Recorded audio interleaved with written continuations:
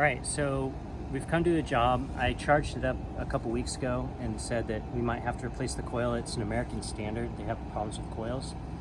And he said, oh man, it only lasted a couple days. I said, okay, well, it's your coil. Do you want to replace it or put some leak sealer in it? What do you want to do? And he said, well, let's just replace the coil. So I go down, I pick up the coil, I come back, I throw my gauges on it because I always want to double check before I do a coil replacement. Well, here's what I found when I walked up. This drain line is draining really good, which is an indication it's not low on refrigerant. And if I see something like that, I go, okay, let's double check. So I put my gauges on it, and what I have here is this thing is charged perfectly. So I started asking the customer some questions.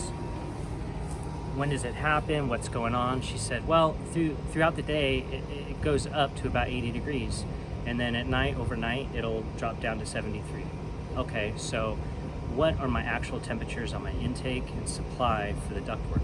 Well, when I put my thermometer on the return duct, it read 84 degrees. And when I went inside, it said 73 degrees. So immediately I go, okay, we have a return duct leak.